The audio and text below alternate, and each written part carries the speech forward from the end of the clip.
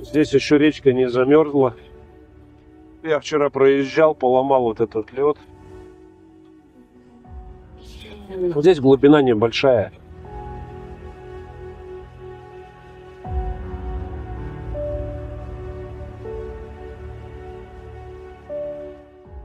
Было вот сейчас дрон сажать.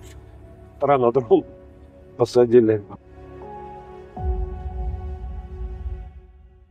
Вот опять же, да, насчет маневренности в лесу.